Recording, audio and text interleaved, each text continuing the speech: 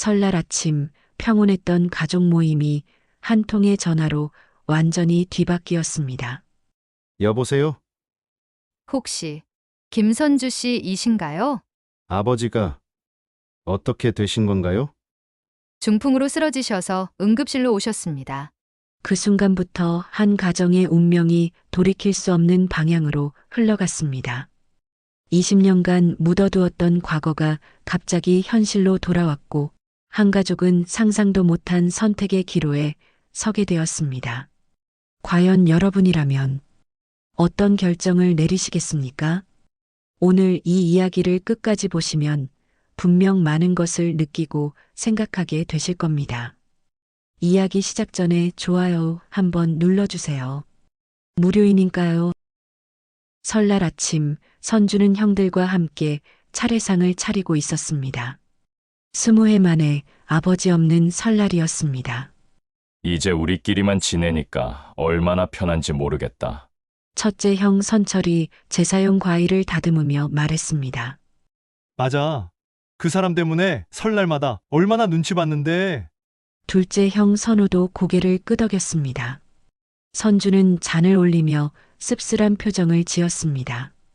형들이 아버지를 그 사람이라고 부를 때마다 가슴이 답답해졌습니다. 우리 아버지는 진작 돌아가신 셈 치자고 했잖아.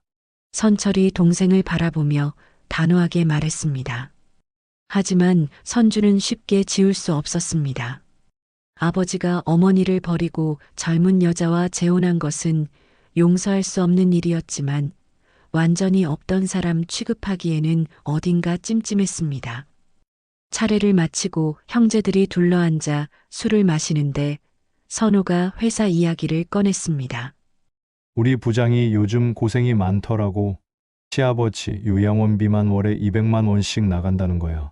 형제들이 돌아가면서 부담하는데 매달 싸운다고 하더라. 아이고, 부모 봉양이 얼마나 힘든 일인데.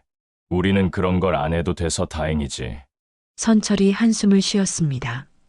선주는 술잔을 놓고 물었습니다.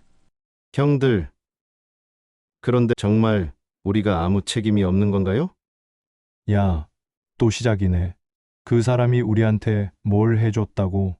선우가 목소리를 높였습니다. 우리 회사 총무과장 말로는 요즘 부모 부양 의무 때문에 법정에서 싸우는 사람들이 많대. 특히 재혼한 부모들 때문에 골치 아픈 경우가 부쩍 늘었다고 하더라고. 선주의 귀가 번쩍 뜨였습니다. 어떤 경우요? 아버지가 재혼해서 새 가정을 꾸렸는데 나중에 파탄이 나면 원래 자식들한테 부양 책임을 지라고 하는 거지. 법적으로는 자식이 책임져야 한다나. 선철이 고개를 저었습니다. 그런 말도 안 되는 법이 어디 있어. 자기가 새 살림 차려놓고 나중에 망하면 원래 자식들한테 떠맡기고. 선주는 젓가락을 놓고 생각에 잠겼습니다. 만약 아버지에게 무슨 일이 생긴다면 정말 자신들이 책임져야 하는 걸까요? 바로 그때 선주의 휴대폰이 울렸습니다. 모르는 번호였습니다. 여보세요? 혹시 김선주 씨이신가요? 저는 성모병원 사회복지사 박민정입니다. 선주의 얼굴이 굳었습니다. 형들도 심상치 않은 분위기를 느끼고 대화를 멈췄습니다. 네. 그런데요? 아버님이 입원해 계시는데 보호자 연락이 필요해서 전화드렸습니다. 김철수 씨가 맞으시죠? 선주는 휴대폰을 꽉 쥐었습니다. 20해 만에 들리는 아버지 소식이었습니다. 아버지가 어떻게 되신 건가요? 중풍으로 쓰러지셔서 응급실로 오셨습니다. 그런데 함께 계시던 보호자분이 사라지셨어요. 병원비 문제도 있고 앞으로 치료 방향을 상의해야 해서 가족분들이 오셔야 할 것 같습니다. 선주는 말문이 막혔습니다. 형들이 무슨 일이냐고 눈짓하고 있었지만 선주는 대답할 수 없었습니다. 알겠습니다. 제가 곧 가보겠습니다. 전화를 끊고 나서 선주는 한참 동안 말을 하지 못했습니다. 누구 전화였어? 왜 그래? 선철이 다급하게 물었습니다. 아버지가 중풍으로 쓰러지셨대요. 병원에 입원해 계시는데 재혼하신 분이 사라지셨다고 하네요. 형들의 얼굴이 순식간에 굳었습니다. 방 안이 조용해졌습니다. 그래서 우리가 뭘 어쩌라고? 선우가 차갑게 말했습니다. 병원에서 가족들이 와달라고 하네요. 병원비 문제도 있고 병원비? 선철이 벌떡 일어났습니다. 야, 설마 우리한테 병원비 내라고 하는 거 아니겠지? 선주는 대답하지 못했습니다. 불과 몇 분 전까지만 해도 평온했던 설날이 순식간에 뒤바뀌었습니다. 20해 동안 잊고 살았던 아버지가 다시 그들 앞에 나타난 것입니다. 병원 주차장에서 선주는 한참 동안 차에서 내리지 못했습니다. 20해 만에 아버지를 마주한다는 생각에 심장이 두근거렸습니다. 성모병원 7층 신경과 병동에 도착했을 때 사회복지사 박민정이 선주를 맞았습니다. 김선주 씨이시죠? 고생하셨습니다. 아버지는 어떤 상태인가요? 중풍으로 쓰러지셔서 왼쪽 마비가 왔습니다. 의식은 있으시지만 말씀하시기 어려우신 상태예요. 선주는 병실 문 앞에서 망설였습니다. 박민정이 문을 열어주었습니다. 침대에 누워있는 아버지의 모습을 본 순간 선주는 숨이 막혔습니다. 한때 자신들에게 든든한 가장이었던 아버지는 초라한 환자복을 입고 산소 마스크를 쓴 채 누워 있었습니다. 78세의 나이답게 머리는 하얗게 새고 얼굴은 깊게 패여 있었습니다. 아버지, 선주가 조심스럽게 불렀습니다. 아버지가 눈을 떴습니다. 선주를 알아본 아버지의 눈에서 눈물이 흘렀습니다. 아버지가 무언가 말하려 했지만 제대로 발음이 나오지 않았습니다. 아버지, 저 선주예요. 셋째, 선주가 아버지의 손을 잡았습니다. 아버지의 손은 차갑고 말랐습니다. 박민정이 선주를 복도로 불러냈습니다. 지금 상황을 말씀드려야 할 것 같습니다. 아버님이 입원하실 때 함께 오신 분이 계셨는데 그분이 며칠 전부터 연락이 안 됩니다. 재혼하신 분 말씀이시죠? 네. 그런데 문제는 입원비가 이미 800만 원 정도 밀려 있다는 겁니다. 그분이 보증을 서셨는데 연락이 안 되니까 병원에서도 곤란한 상황이에요.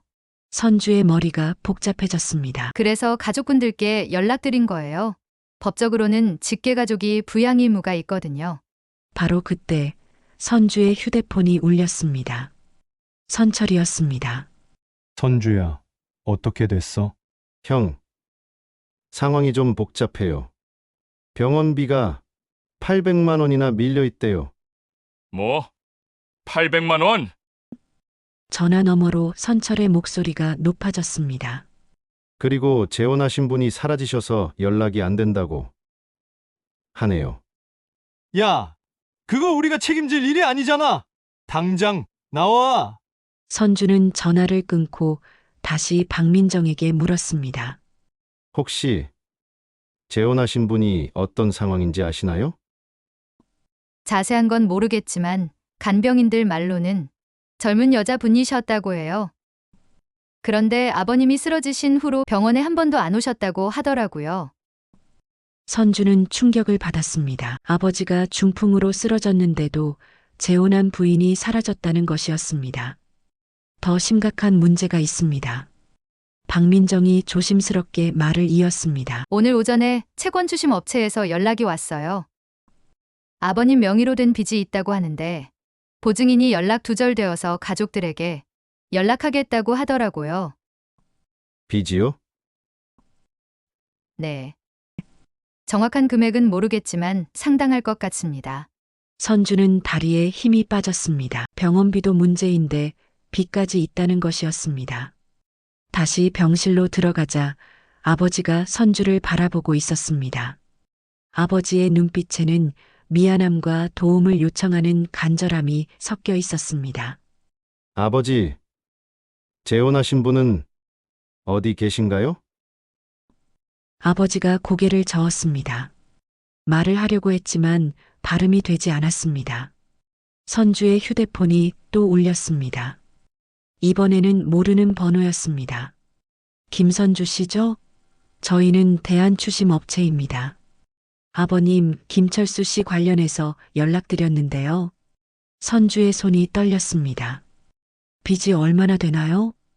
현재 원금과 이자를 합쳐서 2,800만 원 정도 됩니다. 보증인이신 부인분이 연락 두절이라 직계 가족분들께 연락드리게 되었습니다. 2,800만 원이요? 네. 내일까지 상환 계획서를 제출해 주시거나 아니면 법적 절차를 밟을 수밖에 없습니다. 전화를 끊고 선주는 주저앉았습니다. 병원비 800만 원에 빚 2,800만 원. 총 3,600만 원이라는 거액이 갑자기 자신들에게 떨어진 것입니다. 아버지가 선주를 바라보며 눈물을 흘렸습니다. 선주는 아버지의 손을 꽉 잡았습니다. 아버지, 재혼하신 분이 왜 사라지신 건가요? 뭔가 잘못된 거 아닌가요? 아버지가 고개를 끄덕였습니다. 무언가 말하려고 애썼지만 말이 나오지 않았습니다. 박민정이 다시 다가왔습니다. 가족회의를 해보시는 게 좋을 것 같아요. 아버님 치료를 계속할 건지 아니면 다른 방법을 찾을 건지 결정하셔야 해요. 선주는 고개를 끄덕였습니다. 형들에게 이 상황을 어떻게 설명해야 할지 막막했습니다. 병원을 나오면서 선주는 하늘을 올려다봤습니다.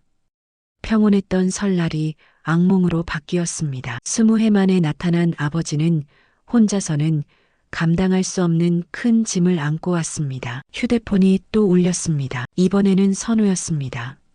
선주야, 빨리 와. 형하고 얘기해야 할 것 같다. 집에 돌아온 선주는 형들 앞에서 병원에서 들은 이야기를 모두 털어놓았습니다. 형들의 얼굴은 점점 굳어졌습니다. 뭐? 3,600만 원? 선철이 벌떡 일어나며 소리쳤습니다. 병원비 800만 원에 빚이 2,800만 원이라고 했어요. 미친 거 아니야? 그걸 우리가 왜 책임져야 해? 선우도 흥분하며 말했습니다. 그것도 재혼한 여자가 사라졌다고? 완전히 당한 거잖아. 선주는 고개를 숙였습니다. 사실 자신도 당황스럽기는 마찬가지였습니다. 형들, 그런데 법적으로는 우리가 부양 의무가 있다고 하네요. 법적으로? 농담하지 마. 자기가 새 가정 꾸려놓고 우리를 버렸는데 이제 와서 법 타령이야? 선철이 화를 냈습니다. 나는 절대 안 해. 우리도 각자 가정이 있고 아이들 교육비에 집값 대출까지 있는데 어디서 그런 돈을 구해? 선우도 단호하게 고개를 저었습니다. 바로 그때 선주의 휴대폰이 울렸습니다. 또 모르는 번호였습니다. 김선주 씨죠? 김철수 씨 아드님이시죠? 네, 그런데요. 저희는 미래저축은행입니다. 아버님 명의로 대출받으신 돈이 연체되고 있는데 보증인이신 부인분과 연락이 안 돼서요. 선주의 얼굴이 창백해졌습니다. 대출이 또 있나요? 네, 1,200만 원인데 이미 3개월째 연체 상태입니다. 이자까지 합하면 1,400만 원 정도 되는데요. 전화를 끊고 선주는 형들을 바라봤습니다. 또 1,400만 원이 더 있대요. 뭐라고? 형들이 동시에 소리쳤습니다. 총 5천만 원이 넘는다는 얘기잖아. 선철이 머리를 움켜쥐었습니다. 이게 뭔 상황이야? 재혼한 여자가 아버지를 이용해서 빚을 내고 튄 거 아니야? 선우가 분석했습니다. 그럴 가능성이 높아요. 아버지가 중풍으로 쓰러진 다음에 사라졌다고 하니까. 선주도 고개를 끄덕였습니다. 그럼 더욱 우리가 책임질 이유가 없지. 사기당한 거잖아. 선철이 단호하게 말했습니다. 하지만 선주의 휴대폰이 또 울렸습니다. 이번에는 병원에서였습니다. 김선주 씨, 죄송한데 한 가지 더 말씀드릴 게 있어요. 박민정의 목소리가 들렸습니다. 네, 말씀하세요. 아버님 치료비가 생각보다 많이 들 것 같습니다. 중풍 재활 치료까지 하면 월 300만 원 정도는 각오하셔야 할 것 같아요. 월 300만 원이요? 네. 그리고 지금 입원비 연체로 인해 내일까지 결제하지 않으면 퇴원 조치를 취할 수밖에 없다고 원무과에서 통보가 왔어요. 선주는 말문이 막혔습니다.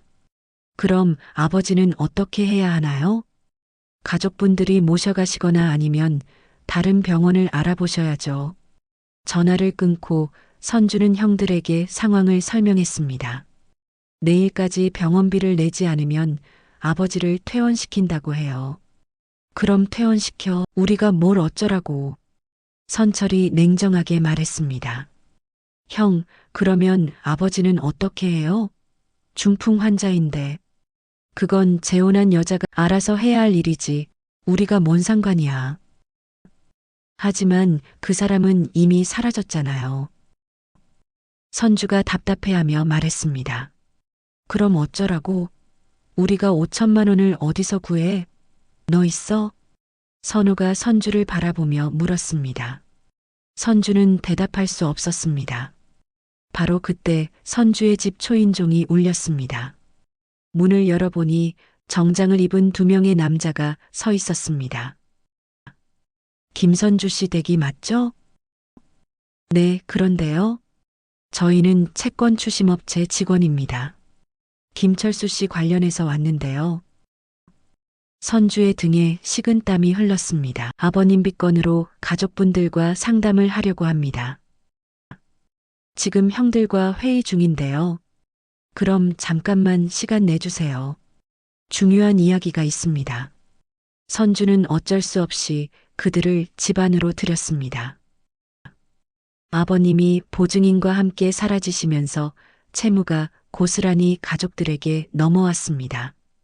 현재 총 채무액이 원금과 이자를 합해서 5,200만 원입니다.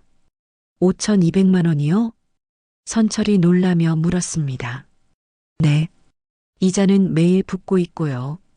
빠른 시일 내에 상환 계획을 세우지 않으면 법적 절차를 밟을 수밖에 없습니다.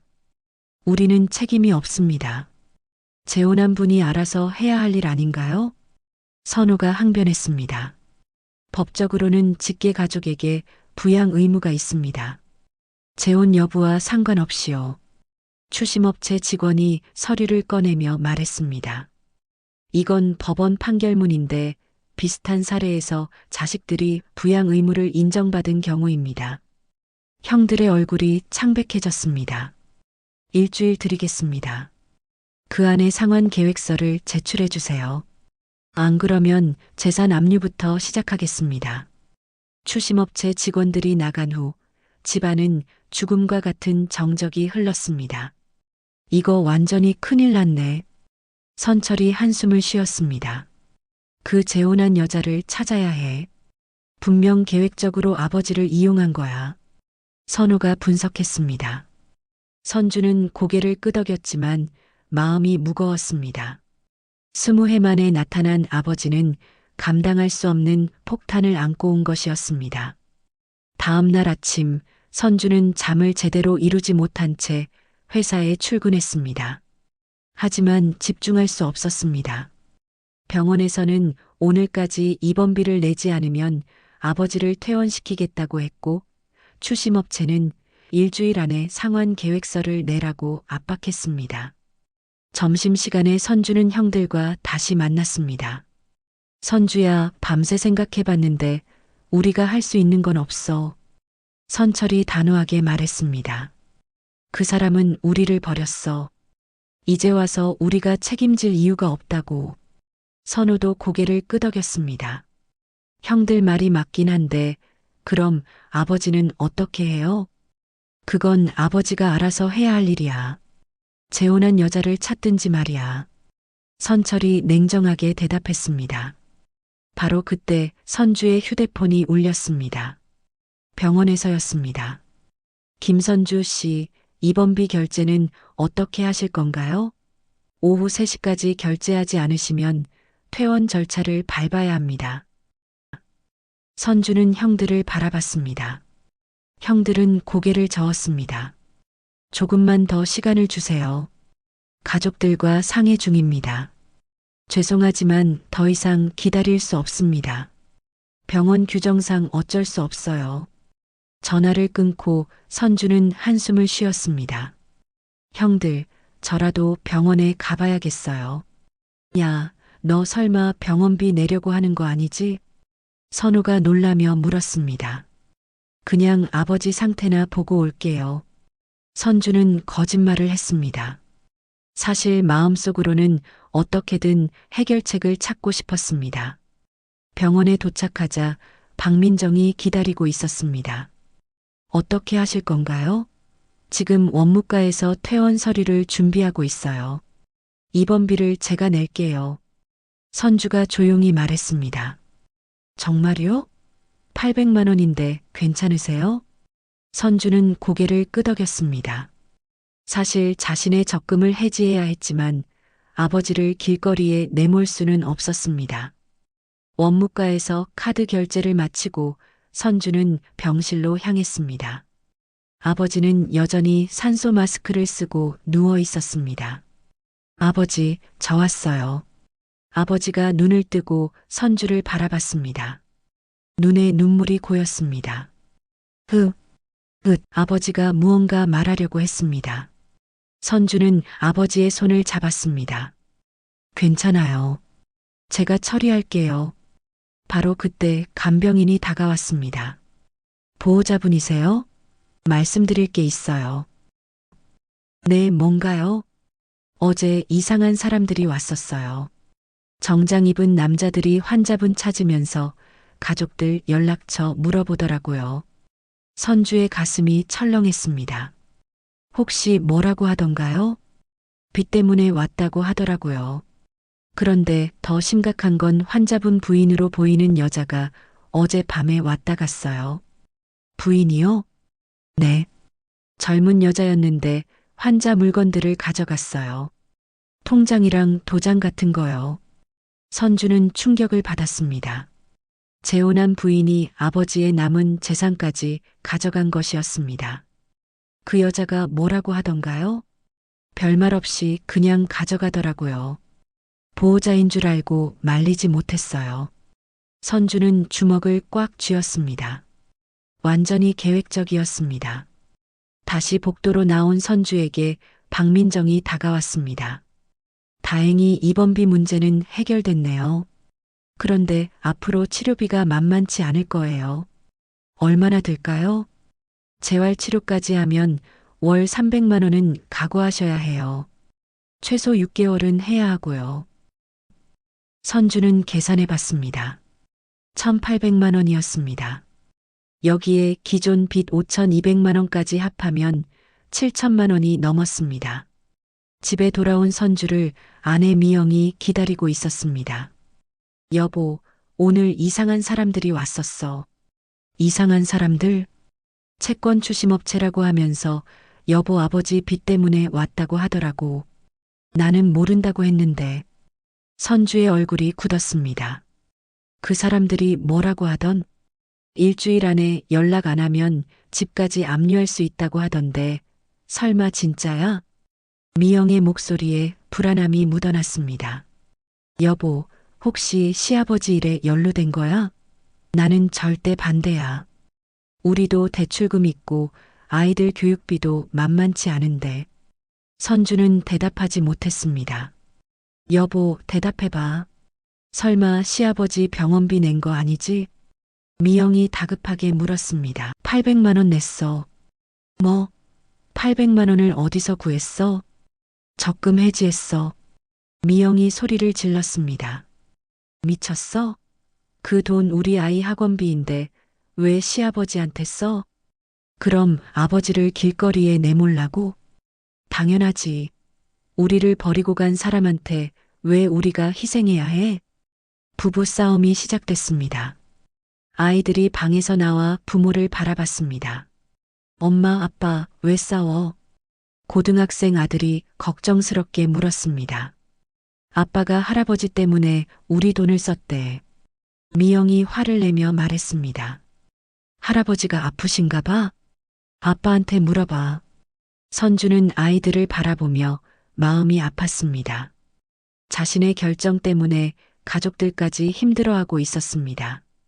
그날 밤 선주는 잠들 수 없었습니다. 형들은 모른 척 하겠다고 했고, 아내는 화를 내고, 채권 추심업체는 압박하고, 아버지는 병원에 누워 있습니다. 휴대폰에 문자가 왔습니다. 김선주 씨, 내일까지 상황 계획서 제출하세요. 연락 없으면 법적 절차 진행합니다. 대한추심. 선주는 핸드폰을 꽉 쥐고 천장을 바라봤습니다. 이대로 가다가는 자신의 가정까지 무너질 것 같았습니다. 다음 날 아침 선주가 출근하려는데 집 앞에 검은색 승용차가 서 있었습니다. 차에서 정장을 입은 남자들이 내렸습니다. 김선주 씨죠? 어제 약속한 상황 계획서는 어떻게 됐나요? 아직 가족들과 상의 중입니다. 상의할 시간은 충분히 드렸습니다. 오늘 오후까지 답변 주세요. 안 그러면 재산 조회부터 시작하겠습니다. 선주는 등에 식은땀이 흘렀습니다. 회사 동료들이 지나가면서 수군거리는 소리가 들렸습니다. 회사에 도착하자마자 부장이 선주를 불렀습니다. 선주 씨, 오늘 아침에 이상한 전화가 왔어요. 채권 추심업체에서 김선주 씨 재직 확인한다고 하더라고요. 선주의 얼굴이 창백해졌습니다. 부장님 죄송합니다. 가족 일로 좀 복잡한 상황이라. 이거 심각한 문제 아닌가요? 회사에까지 추심업체가 연락한다는 건 보통 일이 아닌데. 부장의 목소리에 걱정이 묻어났습니다. 빨리 해결하세요. 회사 이미지에도 좋지 않으니까. 점심시간에 선주는 급히 형들을 만났습니다.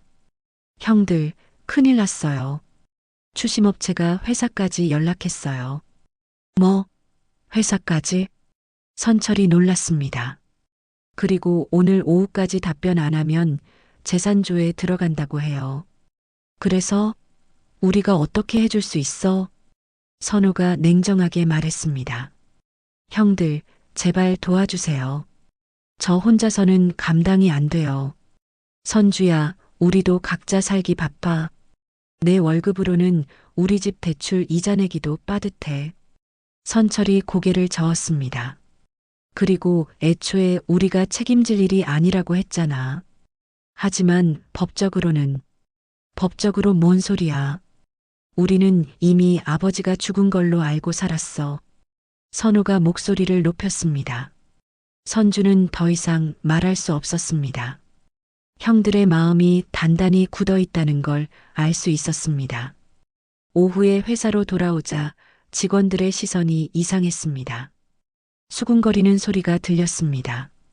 김선주 씨 때문에 추심업체가 회사에 전화했대. 뭔 일이래? 집안에 큰 빚이 있나 봐. 선주는 자리에 앉을 수가 없었습니다. 바로 그때 인사부에서 연락이 왔습니다. 김선주 씨, 인사부로 오세요. 인사부장실에 들어가자 심각한 분위기였습니다. 선주 씨, 오늘 추심업체에서 몇 번이나 전화가 왔어요. 이런 일이 반복되면 회사 입장에서도 곤란합니다. 죄송합니다. 빨리 해결하겠습니다. 정 안 되면 휴직을 생각해 보세요. 회사 업무에 지장을 줄 수는 없거든요. 선주는 머리가 하얘졌습니다. 휴직이라는 건 사실상 해고, 통보나 다름없었습니다. 집에 돌아가는 길에 선주의 휴대폰이 계속 울렸습니다. 모두 추심업체에서였습니다. 김선주 씨, 답변 시간이 지났습니다. 내일부터 법적 절차에 들어갑니다. 잠깐만요. 조금만 더 시간을 주세요. 더 이상 기다릴 수 없습니다. 재산압류 신청서를 법원에 제출하겠습니다. 집에 도착하자 아내 미영이 울고 있었습니다. 여보, 오늘 은행에서 연락 왔어. 우리 집 담보대출 때문에 신용조회를 했는데 여보 신용등급이 떨어졌다고 하더라고. 뭐라고? 시아버지 보증 선 게 있냐고 물어보던데 설마 여보가 보증을 선 거야? 선주는 대답할 수 없었습니다. 사실 병원비를 낼 때 추가 치료비 보증서에 사인을 했던 것입니다. 여보, 대답해봐. 병원에서 치료비 보증서에 사인했어. 미쳤어? 그럼 아버지 치료비를 우리가 다 부담한다는 거야? 미영이 소리를 질렀습니다. 월 300만 원씩 6개월이면 1,800만 원이야. 거기에 기존 빚까지 합하면 그만해. 더 이상 듣기 싫어. 미영이 아이들을 데리고 방으로 들어가 버렸습니다. 그날 밤 선주는 거실에서 혼자 앉아 있었습니다. 모든 게 무너져 내리고 있었습니다. 회사에서는 휴직을 권유하고 아내는 화를 내고 형들은 외면하고 빚은 눈덩이처럼 불어나고 있었습니다. 새벽 2시쯤 휴대폰이 울렸습니다. 병원에서였습니다. 김선주 씨, 죄송한데 응급 상황이에요. 무슨 일인가요? 아버님 상태가 갑자기 악화됐어요. 지금 중환자실로 옮겼는데 보호자가 와야 할 것 같아요. 선주는 급히 병원으로 향했습니다. 중환자실 앞에서 의사가 기다리고 있었습니다. 환자분이 폐렴 합병증으로 위험한 상태입니다. 인공호흡기를 달아야 할 것 같은데요. 그럼 어떻게 해야 하나요? 중환자실 입원비가 하루에 50만 원 정도 듭니다. 그리고 치료 결정을 가족이 내려야 해요. 선주는 중환자실 유리창 너머로 아버지를 바라봤습니다. 각종 기계에 둘러싸인 아버지의 모습이 너무 초라해 보였습니다. 치료를 계속하시겠습니까? 아니면? 의사가 조심스럽게 물었습니다. 선주는 대답할 수 없었습니다. 치료를 계속하면 돈이 더 들고 포기하면 아버지가 죽을 수도 있었습니다. 잠깐만 생각할 시간을 주세요. 선주는 복도에 주저앉았습니다. 모든 것이 한계에 다다랐습니다. 더 이상 혼자서는 감당할 수 없었습니다. 휴대폰으로 형들에게 연락했지만 받지 않았습니다. 문자만 보냈습니다. 아버지 상태 급하게 악화됨. 중환자실. 제발 와주세요. 하지만 답장은 오지 않았습니다. 선주는 병원 복도에서 하염없이 눈물을 흘렸습니다. 20해 전 아버지가 자신들을 버렸듯이 이제 자신도 아버지를 버려야 하는 건지 혼란스러웠습니다. 새벽 4시 선주는 여전히 병원 복도에 앉아 있었습니다. 아버지의 생명이 위험한 상황에서도 형들은 오지 않았습니다. 선주는 어린 시절을 떠올렸습니다. 아버지가 자신을 어깨에 태우고 동네를 돌아다니던 기억, 학교 운동회 때 달려와서 응원해주던 모습, 아플 때 밤새 간병해주던 따뜻한 손길들이 스쳐 지나갔습니다. 그때 아버지는 분명 좋은 아버지였는데 선주는 고개를 들고 중환자실을 바라봤습니다. 인공호흡기에 의존한 채 누워있는 아버지를 보니 마음이 아팠습니다. 이게 인간의 업보인가? 나도 언젠가는 저렇게 될 텐데. 선주는 자신의 미래를 생각했습니다. 자신도 언젠가 늙어서 자식들에게 의지해야 할 날이 올 것입니다. 그때 자식들이 지금의 자신처럼 외면한다면 얼마나 절망스러울까요? 간호사가 다가왔습니다. 보호자분, 아직 치료 방향을 결정 안 하셨나요? 빨리 결정하셔야 해요. 네, 알겠습니다. 선주는 일어나서 중환자실로 들어갔습니다. 아버지의 손을 잡았습니다. 차갑고 말랐지만 여전히 아버지의 손이었습니다. 아버지, 저 선주예요. 치료받으세요. 제가 책임질게요. 그 순간 아버지의 눈에서 눈물이 흘렀습니다. 말은 할 수 없었지만 고마움을 표현하는 것 같았습니다. 의사에게 치료를 계속하겠다고 말하고 선주는 집으로 돌아왔습니다. 아내 미영이 거실에서 기다리고 있었습니다. 여보, 밤새 어디 있었어? 아버지가 위험해서 병원에 있었어. 그래서 어떻게 하기로 했어? 치료를 계속하기로 했어. 미영의 얼굴이 굳었습니다. 여보, 정말 미쳤어? 우리가 망하는 걸 보고 싶어? 그럼 아버지를 죽으라고 내버려둬? 당연하지. 우리를 버린 사람인데 왜 우리가 희생해야 해? 부부는 또다시 큰 소리로 싸웠습니다. 아이들이 놀라서 방에서 나왔습니다. 엄마, 아빠, 또 싸워? 중학생 딸이 울먹이며 물었습니다. 아빠가 할아버지 때문에 우리 가정을 망치고 있어. 미영이 화를 내며 말했습니다. 선주는 아이들을 바라보며 마음이 아팠습니다. 자신의 선택 때문에 아이들까지 상처받고 있었습니다. 아빠, 할아버지가 그렇게 나쁜 사람이야? 딸이 순진하게 물었습니다. 선주는 대답할 수 없었습니다. 아이들에게 할아버지에 대한 나쁜 이야기를 하고 싶지 않았습니다. 아빠도 언젠가는 늙을 거야. 그때 너희들이 아빠를 외면하면 어떨까? 선주가 조용히 말했습니다. 아빠는 할아버지처럼 안 할 거잖아. 우리를 버리고 가지 않을 거잖아. 아들이 대답했습니다. 선주는 아무 말 할 수 없었습니다. 아이들 말이 맞았습니다. 하지만 그렇다고 아버지를 완전히 포기할 수는 없었습니다. 회사에 출근하자 부장이 선주를 불렀습니다. 선주 씨, 어제 인사부에서 얘기 들었어요. 휴직 얘기 말이에요. 부장님, 솔직히 말해봐요. 도대체 무슨 일인가요? 선주는 상황을 설명했습니다. 부장은 한숨을 쉬었습니다. 참 난처한 상황이네요. 효도하려는 마음은 이해하지만 회사 입장에서는 죄송합니다. 다음 주부터 일단 무급휴직 처리할게요. 문제 해결되면 다시 복직하고. 선주는 고개를 끄덕였습니다. 사실상 해고나 다름없었습니다. 점심시간에 형들을 다시 만났습니다. 형들, 제발 마지막으로 부탁드려요. 아버지가 정말 위험해요. 선주야, 그만해. 우리 마음도 편하지 않지만 어쩔 수 없어. 선철이 한숨을 쉬었습니다. 우리도 각자 가정이 있어. 너처럼 무작정 희생할 수는 없다고. 형들, 그럼 최소한만이라도 도와주세요. 형제끼리 나누면. 야, 정신 차려. 5천만 원을 셋이 나눠도 1,700만 원씩이야. 그걸 우리가 어디서 구해? 선우가 목소리를 높였습니다. 그리고 병원비까지 합하면 더 늘어날 거잖아. 선주는 더 이상 말할 수 없었습니다.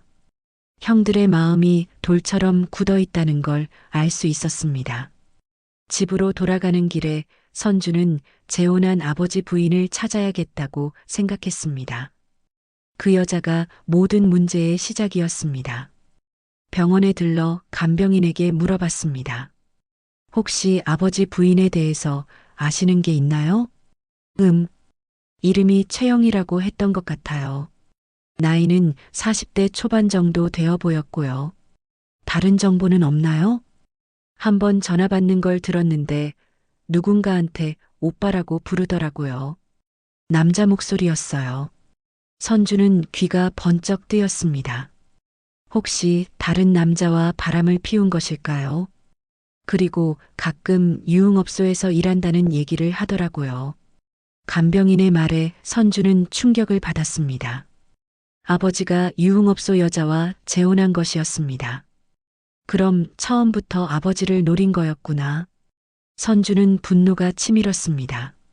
최영이라는 여자가 아버지를 이용해서 빚을 만들고 도망간 것이 확실했습니다. 그날 밤 선주는 컴퓨터 앞에 앉아 최영이를 찾기 시작했습니다. 인터넷 검색을 하고 지인들에게 물어보고 가능한 모든 방법을 동원했습니다. 새벽까지 찾아봤지만 소득이 없었습니다. 하지만 포기할 수 없었습니다. 그 여자를 찾아서 진실을 밝혀내야 했습니다. 아침에 일어나니 아내가 이혼 서류를 들고 있었습니다. 여보, 이제 정말 못 참겠어. 이혼해. 선주는 말문이 막혔습니다. 모든 것이 무너져 내리고 있었습니다. 이혼 서류를 든 아내를 바라보며 선주는 절망감에 빠졌습니다. 하지만 포기할 수 없었습니다. 최영희를 찾아서 진실을 밝혀내야 했습니다. 미영아, 조금만 기다려줘. 내가 반드시 해결할게. 여보, 이미 늦었어. 우리 집까지 경매 넘어갈 수도 있다고 하던데. 아내의 목소리에는 절망이 묻어났습니다. 최영이라는 여자를 찾고 있어. 그 여자가 모든 문제의 시작이야. 그래서 그 여자 찾으면 모든 게 해결돼. 최소한 진실은 밝혀낼 수 있어. 선주는 급히 사설탐 정사무소를 찾아갔습니다. 비용이 많이 들겠지만 다른 방법이 없었습니다. 최영이 40대 초반 유흥업소 종사자로 추정됩니다. 정보가 너무 적네요. 하지만 한번 찾아보겠습니다. 비용은 일주일에 200만 원입니다. 선주는 마지막 남은 신용카드로 결제했습니다. 사흘 후 탐정에게서 연락이 왔습니다. 찾았습니다. 강남 유흥가에서 일하고 있어요. 그런데 놀라운 사실을 발견했습니다. 무엇인가요? 이 여자 결혼 사기 전과가 있어요. 이미 다른 노인들을 상대로 비슷한 수법을 써왔더라고요. 선주는 충격을 받았습니다. 그리고 현재 다른 남자와 동거 중입니다. 아버님과 결혼하면서도 계속 만나온 남자예요. 그럼 완전히 계획적인 범죄였다는 얘기네요? 그렇습니다. 증거도 확보했어요. 탐정이 사진들을 보여줬습니다. 최영이가 다른 남자와 함께 있는 모습, 아버지 명의로 대출받은 서류들, 통장에서 돈을 빼는 CCTV 영상까지 있었습니다. 이 정도면 충분히 고발할 수 있습니다. 선주는 바로 경찰서로 향했습니다. 결혼 사기와 횡령 혐의로 고발장을 접수했습니다. 수사하는 데 시간이 걸리겠지만 증거가 확실하니까 처벌받을 가능성이 높습니다. 형사가 말했습니다. 그런데 피해 금액 회수는 쉽지 않을 수 있어요. 이미 돈을 다 써버렸을 가능성이 높거든요. 선주는 고개를 끄덕였습니다. 그래도 진실을 밝혀낸 것만으로도 다행이었습니다. 병원으로 향하는 길에 형들에게 연락했습니다. 형들, 중요한 걸 발견했어요. 최영이가 결혼 사기범이에요. 뭐라고? 증거도 다 있어요. 경찰서에 고발했고요. 선철과 선우가 급히 병원으로 왔습니다. 정말이야? 증거가 확실해? 선주는 탐정이 준 자료들을 보여줬습니다. 이 여자 이미 다른 노인들한테도 똑같은 짓을 했대요. 형들의 얼굴이 굳었습니다. 그럼 아버지는 완전히 당한 거네. 맞아요. 처음부터 계획된 범죄였어요. 선우가 고개를 저었습니다. 그럼 우리가 아버지를 오해한 건가? 아버지도 피해자였던 거죠. 선주의 말에 형들이 침묵했습니다. 중환자실에 들어가서 아버지를 바라봤습니다. 인공호흡기를 끼고 있지만 의식은 있었습니다. 아버지, 최영이 잡았어요. 그 여자 결혼 사기범이었어요. 아버지의 눈에서 눈물이 흘렀습니다. 억울함과 안도감이 섞인 표정이었습니다. 아버지도 피해자였다는 걸 알았어요. 미안했어요. 선철이 아버지의 손을 잡으며 말했습니다. 우리가 너무 매정했나 봐요. 선우도 고개를 숙였습니다. 그날 저녁 형제들이 처음으로 진솔한 대화를 나눴습니다. 선주야, 미안해. 내가 혼자 다 떠안게 해서. 선철이 사과했습니다. 이제라도 우리가 나눠서 부담하자. 형제인데. 선우도 동조했습니다. 병원비랑 빚, 우리 셋이서 나눠서 갚자. 정말요? 선주는 눈물이 났습니다. 물론이야. 아버지가 피해자였다면 얘기가 달라지지. 다음 날 최영이가 체포됐다는 연락이 왔습니다. 현행범으로 체포했습니다. 아버님 통장에서 빼낸 돈 일부를 회수했어요. 형사가 말했습니다. 얼마나 회수됐나요? 1,500만 원 정도요. 나머지는 이미 써버렸지만 그래도 다행이에요. 선주는 안도의 한숨을 쉬었습니다. 최영이를 직접 만나보고 싶어서 구치소로 찾아갔습니다. 왜 우리 아버지를 속였어요? 미안해요. 정말 죄송합니다. 최영이는 고개를 숙였습니다. 처음엔 그럴 생각이 아니었는데 남자친구가 빚이 있어서 그래서 우리 아버지를 이용한 거예요? 정말 죄송해요. 아저씨한테도 미안하고.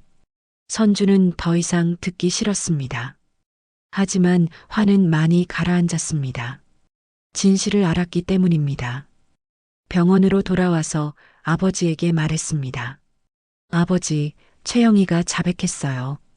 돈도 일부 회수했고요. 아버지가 고개를 끄덕였습니다.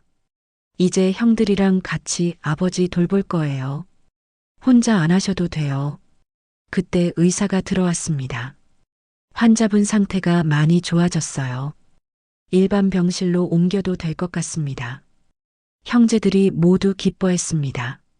아버지, 다시 건강해지세요. 우리가 지켜볼게요. 선주가 아버지의 손을 꽉 잡았습니다.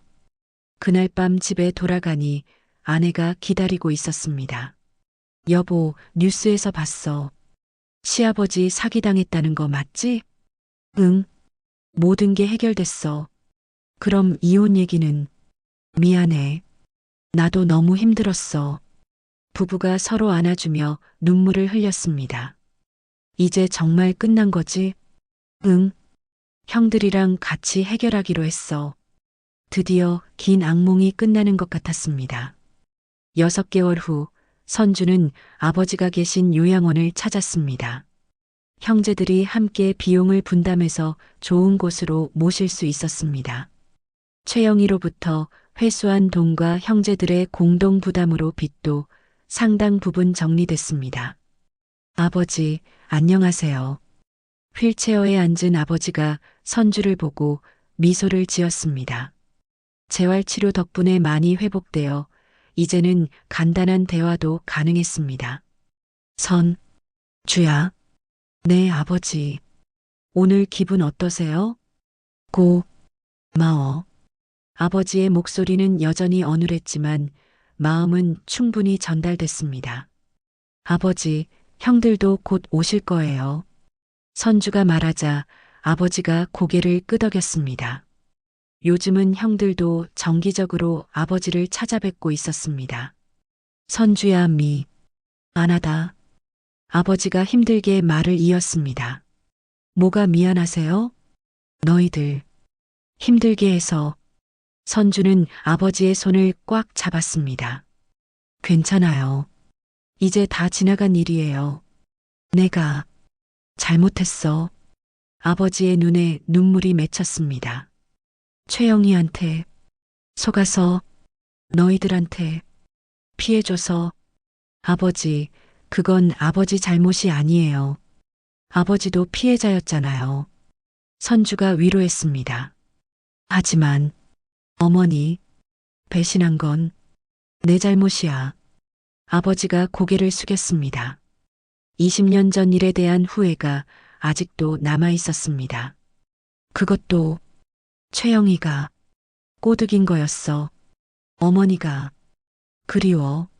선주는 아버지의 진심을 느꼈습니다. 아버지도 그동안 많은 고통을 겪었던 것입니다. 바로 그때 선철과 선호가 요양원에 도착했습니다. 아버지, 안녕하세요. 형들 왔네요. 아버지가 반가워했습니다. 아버지, 오늘 좀 어떠세요? 선철이 물었습니다. 좋아. 너희들이 와줘서. 당연히 와야죠. 이제 우리가 모시는 거예요. 선호도 아버지 옆에 앉았습니다. 형제들이 함께 아버지와 시간을 보내는 모습은 예전 어린 시절을 떠올리게 했습니다. 아버지, 우리가 준비한 게 있어요. 선주가 가방에서 앨범을 꺼냈습니다. 이게 뭐지? 어린 시절 사진들이에요. 형들이랑 모아봤어요. 앨범을 펼치자 가족 사진들이 나왔습니다. 젊은 시절의 아버지와 어머니, 그리고 어린 형제들의 모습이었습니다. 아, 이때가 좋았는데. 아버지가 사진을 바라보며 눈물을 흘렸습니다. 우리도 행복했어요, 그때. 선철이 말했습니다. 아버지가 우리 등에 업어주던 거 기억나? 선우도 추억에 잠겼습니다. 미안해. 너희들 버리고 나쁜 아버지였어. 이제 그런 말 하지 마세요. 우리도 아버지를 이해 못한 부분이 있었어요. 선주가 말했습니다. 그날 오후 형제들은 요양원 정원에서 아버지와 함께 산책했습니다. 아버지, 앞으로는 우리가 계속 찾아뵐게요. 그래. 고마워. 형제들끼리 의논해서 한 달에 한 번씩은 꼭 오기로 했어요. 아버지가 고개를 끄덕였습니다. 저녁에 집으로 돌아온 선주를 가족들이 반겼습니다. 아빠, 할아버지는 어떠셨어? 고등학생 아들이 물었습니다. 많이 좋아지셨어. 이제 말씀도 하시고. 다행이다. 처음엔 할아버지가 나쁜 사람인 줄 알았는데 할아버지도 힘든 일을 겪으셨던 거야. 선주가 설명했습니다. 아내 미영이 다가왔습니다. 여보, 오늘 회사에서 연락 왔어. 복직하라고 하더라. 정말? 응. 부장님이 그러는데 이번 일로 여보가 더 성숙해진 것 같다고 하더라. 선주는 기뻤습니다. 모든 것이 제자리를 찾아가고 있었습니다. 아빠, 나중에 아빠가 늙으면 내가 돌볼게. 중학생 딸이 말했습니다. 고마워. 하지만 아빠는 할아버지 같은 실수는 안 할 거야. 무슨 실수? 가족을 소중히 여기지 못한 실수 말이야. 선주는 아이들을 꽉 안아줬습니다. 몇 개월 후 아버지의 상태가 더욱 좋아졌습니다. 휠체어에서 벗어나 지팡이를 짚고 걸을 수 있을 정도로 회복됐습니다. 아버지, 정말 많이 좋아지셨네요. 너희들 덕분이야. 고마워. 저희가 감사하죠. 아버지를 통해서 가족의 소중함을 다시 깨달았어요. 그러던 어느 날 아버지가 조용히 잠들듯이 세상을 떠났습니다. 고통 없이 평안한 죽음이었습니다. 장례식장에는 형제들과 가족들이 모였습니다. 아버지, 편히 쉬세요. 선주가 마지막 인사를 올렸습니다. 결국 우리가 아버지를 제대로 모신 셈이네. 선철이 말했습니다. 마지막까지 효도할 수 있어서 다행이야. 선우도 고개를 끄덕였습니다. 장례를 치르면서 선주는 많은 것을 느꼈습니다. 가족의 소중함, 용서의 의미, 그리고 인생의 덧없음을. 1년 후 선주 가족은 아버지 묘소를 찾았습니다. 할아버지, 안녕하세요. 저 잘 크고 있어요. 딸이 묘 앞에서 인사했습니다. 아버지, 저희 모두 건강하게 잘 살고 있어요. 선주가 말했습니다. 집으로 돌아오는 길에 아들이 말했습니다. 아빠, 나도 나중에 아빠를 잘 모실게. 고마워. 하지만 무엇보다 너희들이 행복하게 사는 게 중요해. 아빠는 할아버지처럼 안 할 거죠? 물론이야. 가족보다 소중한 건 없으니까. 선주는 아이의 손을 꽉 잡았습니다. 아버지를 통해 배운 소중한 교훈을 절대 잊지 않을 것입니다. 원망도 있었지만 결국 피는 피었습니다. 그리고 그 선택이 자신과 가족들에게도 소중한 깨달음을 주었습니다. 지금까지 자식 버리고 재혼한 아버지의 노후, 과연 자식들이 책임져야 하는가라는 무거운 주제로 이야기를 들려드렸습니다. 선주의 이야기를 통해 우리는 가족이라는 것의 진정한 의미를 다시 한번 생각해 보게 됩니다. 때로는 원망스럽고 때로는 이해할 수 없는 부모의 선택들이 있지만 결국 피는 피라는 말이 있듯이 가족의 끈은 쉽게 끊어지지 않는 것 같습니다. 여러분은 어떻게 생각하시나요?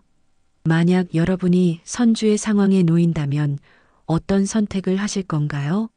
댓글로 여러분의 생각을 들려주세요. 오늘 이야기가 여러분에게 의미 있는 시간이 되었다면 좋아요 버튼으로 응원해주세요. 여러분의 작은 관심이 더 좋은 이야기를 만드는 큰 힘이 됩니다. 그리고 앞으로도 우리 주변에서 일어날 수 있는 현실적이고 감동적인 이야기들을 계속 들려드릴 예정이니 구독 버튼과 알림 설정도 꼭 눌러주세요. 다음에는 또 어떤 이야기로 찾아뵐지 기대해 주시고 오늘도 시청해 주셔서 정말 감사합니다. 여러분 모두 가족과 함께 행복한 하루 보내세요.